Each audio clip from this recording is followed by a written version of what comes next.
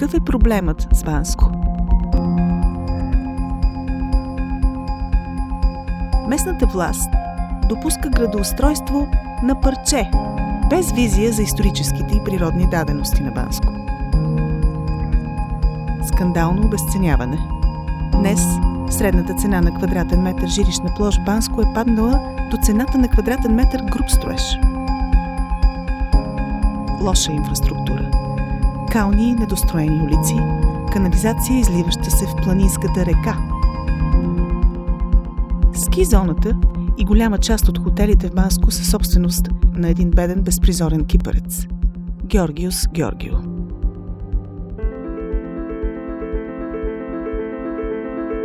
Свръхнадвишен леглови капацитет.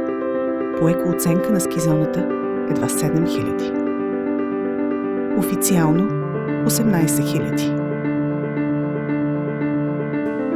А неофициално 50 000.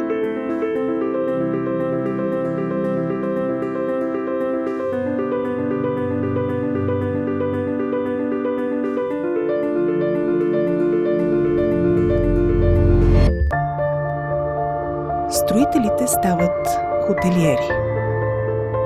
Апартаменти под наем, отдавани поради пренасищане на пазара и пустеещи имотни инвестиции apartment houses, за които няма търсене за покупка.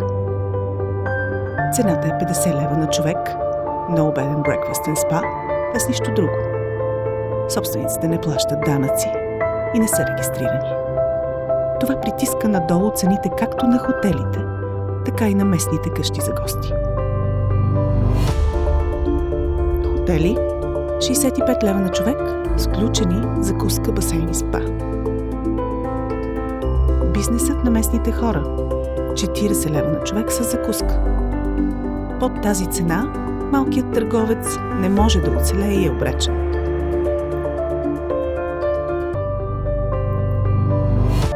Годишно запълване на легловата база 2016 50%. 2017 30%. Допуска се свръх леглови капацитет, претекст и натиск за разширяване на ски зоната. През застрояване с трайни икономически последици за района. Липса на перспектива за бизнеса на местните жители. Неадекватни туристически услуги. Загуби, фалити и лош туристически имидж на международно ниво.